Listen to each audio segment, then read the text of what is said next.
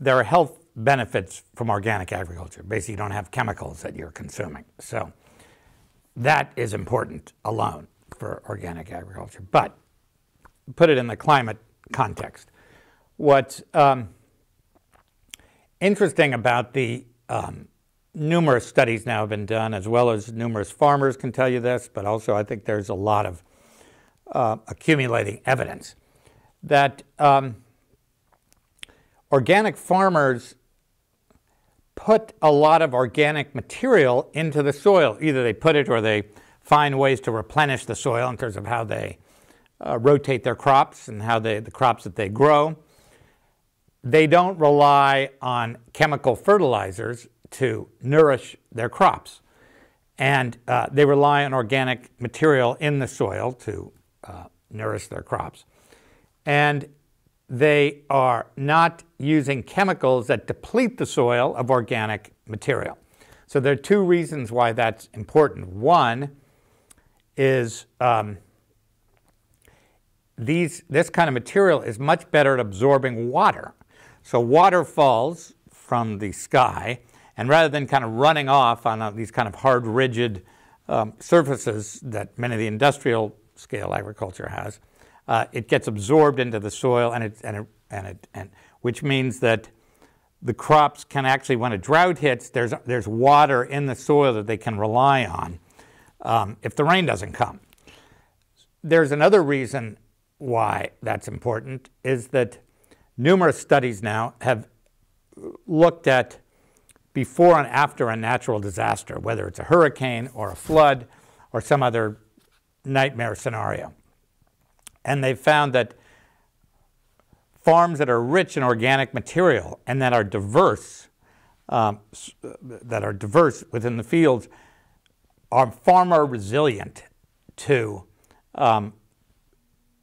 ecological traumas, like a major extreme event is, than the kind of large monoculture industrial farms that rely on chemicals. One after another, studies are showing essentially the farms that bounce back quicker are the ones that are organic, or that rely on organic material in the soil to sustain themselves and also replenish the soil of minerals and other nutrients in a kind of cycle that most organic farmers are very attuned to. So aside from being beneficial from a health point of view, it's been found that actually farms that utilize these techniques are much more resilient. And in fact, the USDA, United States Department of Agriculture, on the latter days of the Obama administration, determined that using those kind of techniques can actually be a preferable way to grow food. So basically, the USDA issued a series of guidelines in the latter year and a half of the Obama administration. And the guidelines were very much like we need farms that are more rich with organic material, that have a much more diverse array of seeds, because those are the kind of farms that are going to be longer lasting. And it was very interesting to see that come out of the USDA, which has been a big supporter of kind of big industrial ag for a long time.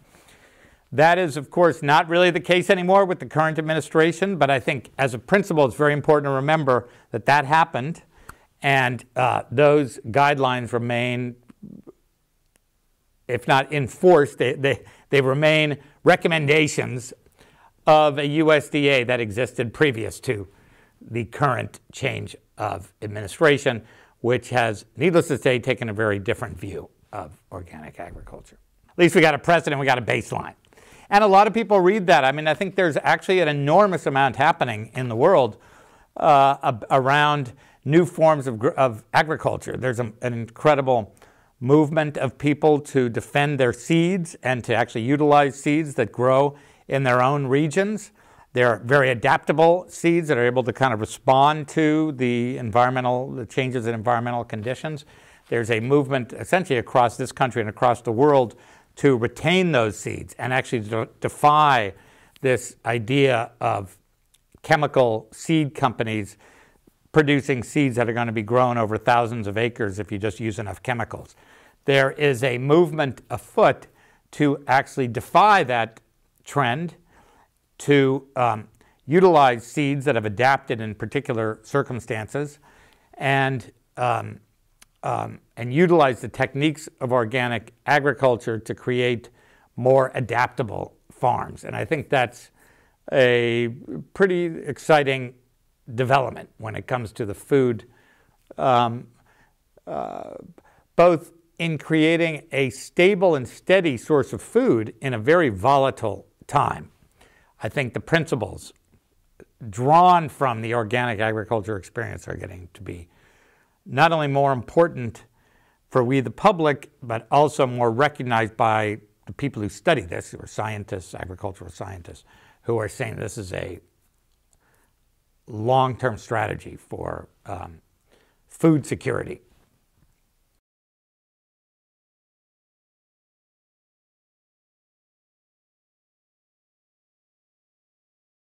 Well, this is this incredible series of revelations that have come out over the last couple of years about, for example, Exxon, biggest oil company, dating back to the late 70s, had scientists going out to different parts of the world to actually study the impact of accumulating CO2 in the atmosphere and other greenhouse gases, and started seeing what the effects were. And we're reporting back to corporate headquarters in Texas that this greenhouse gas effect could actually start disrupting natural systems on the earth. And that they, in fact, Exxon sponsored some of the most kind of far-seeing science back in those days, 70s and 80s now, and reporting back home as a way of alerting management to potential threats to the dominion of oil, so that they could begin to deal with that situation. And the management at Exxon Mobil, it was Exxon then, now it's Exxon Mobil, apparently integrated the thinking into their internal processes and simultaneously denied to the public.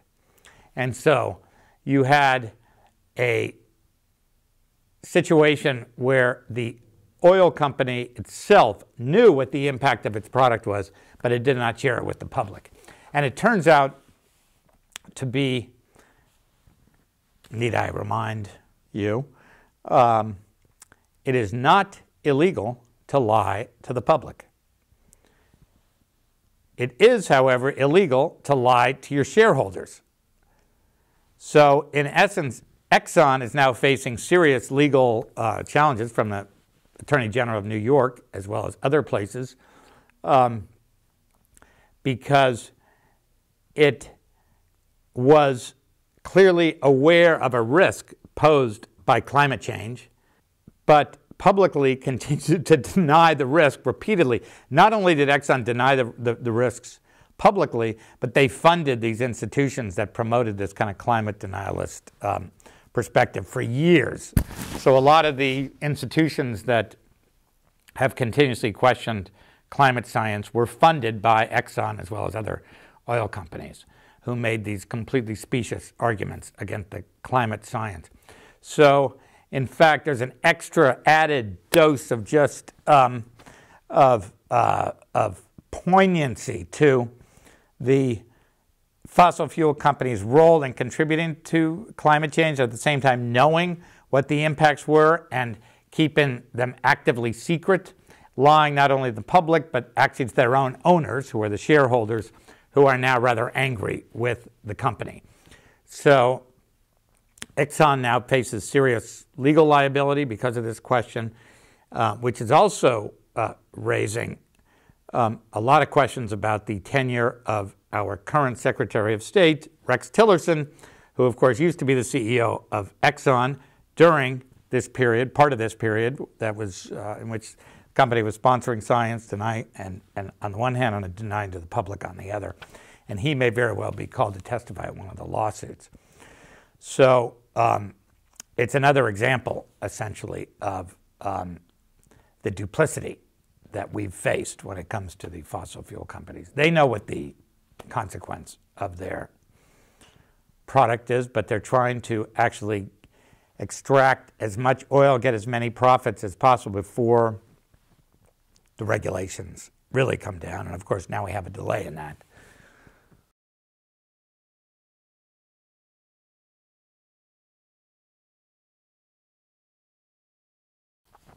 First of all, let's identify what we're talking about when we talk about a price for carbon. We're already paying a price for carbon. It's just not called that.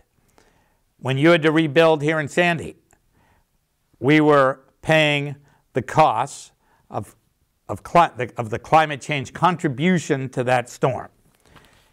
I don't want to get overly scientific here, but there's a body of evidence that suggests that that storm, for example, was at least 20% more intense and more violent than it would have been otherwise if there hadn't been climate change. That 20% could have meant the difference of having your home inundated or not inundated, or your roof taken off or not taken off.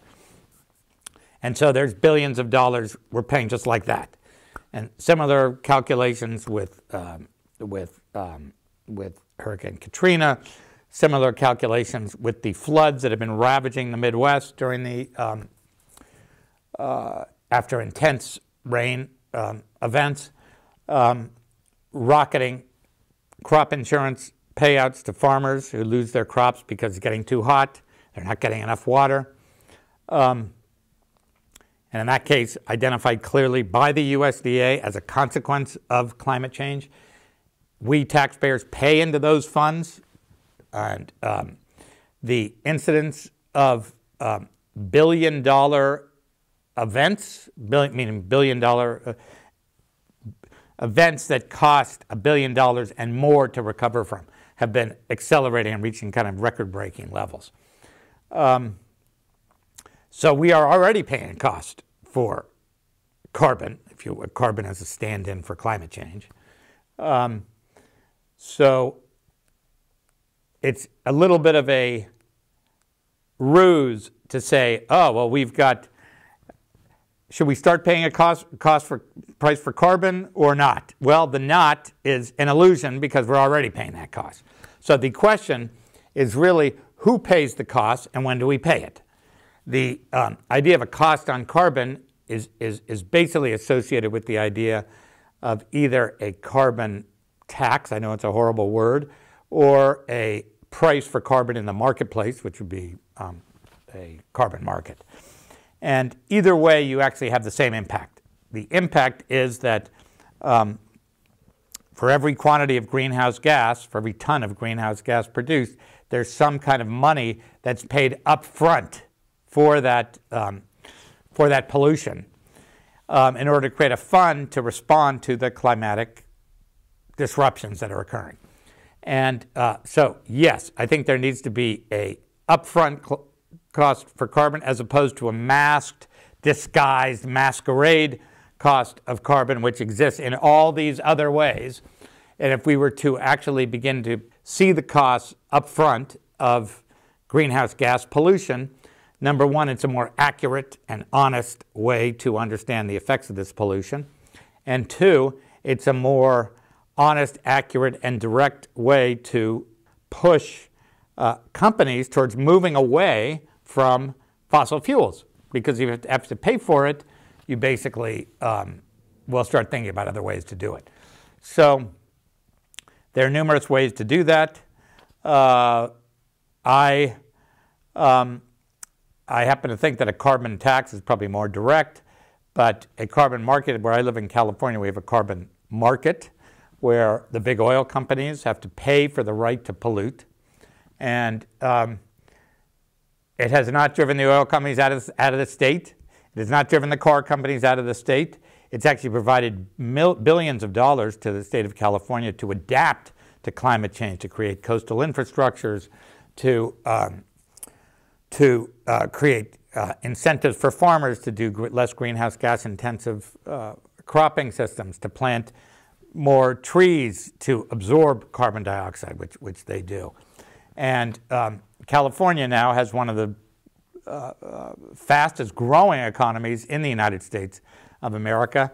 So the idea of paying for carbon, which we are doing, I live in California, has certainly not had any economic contraction. Here in the Northeast, you're paying sort of a price for carbon through the kind of system that ascribes a penalty to fossil fuel utilities. And there are no indications that I have been able to see, and nobody's been able to provide me with any indications that either the Northeast approach or the California approach has the impact of contracting the economy. This is very important because when we hear the debate over a cost for carbon, we always hear how it's going to cost jobs and it's going to lead to an economic contraction. But very much like chemicals, when we talk about taking chemicals out of circulation, the chemical companies argue, no, it's going to cost jobs, it's going to cost profit levels. Doesn't happen when you do it because you can see it happening in other places and the chemical companies face no consequence. Similarly, in the world, in the places where there has been an aggressive cost for carbon, relatively aggressive, which is the European Union, state of California, and to some degree the Northeast states, there has been no economic contraction as a result of this happening. Instead, there's been a funneling of money to actually respond to these climatic conditions, help create an energy grid that's more, that can utilize the renewable energy sources. And what it does mean is a shifting of resources. So there is a shift that occurs when you put a price for carbon, and that is this, which is that money does move from the fossil fuel intensive businesses, which could be trucking, which could be gas stations. You can't deny that there's money that moves from there to other sectors, whether it's solar or wind power. Every study that's been done does not show a net loss of jobs. What it does show is a shift in jobs. So basically you go from actually having, a number of people whose livelihoods are tied up in fossil fuel industries, putting aside the CEOs and they'll do fine. People who are working for basic livelihood in whether it's trucking or retail gas outlets or other things that use intensive fossil fuel energy. The basic ideas of putting a price for carbon usually include some ability to retrain some of those workers. And I think that's a very important principle. You have to make this adjustment. We've been sending money in this direction towards fossil fuel reliant people. We need to kind of shift those resources, and I think with this kind of a cost for carbon, you can actually do that and have no economic contraction, which I would reiterate, there is no evidence to suggest that the places that have imposed a price for carbon have shown an economic contraction. That includes, like I said, California, New England, European Union, some provinces of Canada like British Columbia, all have a price already. And let me make one final point because it's very important to remember the new carbon market that is coming online to the world this year, now unfolding, China. China now has the second largest carbon market in the world, next to the European Union, China, California. So China has started this whole program. It's now been in the works for several years, and it's now starting really formally now to actually charge the major fossil fuel producers, they're basically the utilities, to start paying a cost for greenhouse gas pollution. And so the argument that by somehow putting a cost for greenhouse gas pollution on American companies would put us at a disadvantage in relation to China is a complete ruse and is totally inaccurate because the Chinese are starting to set up their own costs because they understand what climate change is doing to the world. And so the principle of preparing for and dealing with the realities of climate change is dawning on the world's major economic engines. And I hope that the United States itself as a nation does not lag too far behind the rest of the world. Amidst all these kind of very disturbing signs of environmental stress in this country and around the world, there's incredible energy out there. People are recognizing what the threat is. They are acting all over the world. In this country, huge knowledge of what the impacts of climate change are. People are taking actions. The business community is getting very, very, very involved in finding ways to actually reduce their own carbon footprints.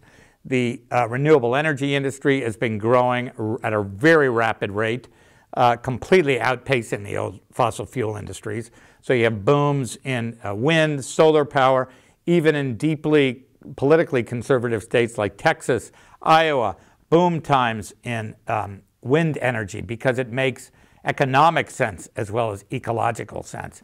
So there's an enormous amount of energy happening as people respond to the very real pressures that they see. You also see it in the farming community, among farmers who are actually beginning to realize that, number one, the techniques of producing food that produce a lot of greenhouse gases are not necessarily the most efficient or the most long-lasting or the most sustainable than food growing that is less ecologically destructive and greenhouse gas producing. So while the information is actually quite sobering, I've spent quite a bit of time now documenting both what the problems are, which are significant, but also have come to realize and come to see the extraordinary spectrum of action that's taking place from local to city to state levels. Actually, cities across the United States are actually turning out to be at the forefront of action when it comes to climate change, taking measures to reduce carbon footprints, to encourage the use of renewable energy. And even as our federal government moves in the opposite direction, cities, states, and businesses are moving quickly. And so I would say that that we are not operating in one kind of bad news vacuum. There's actually enormous kind of responses to across the spectrum from individuals, governments, and business too.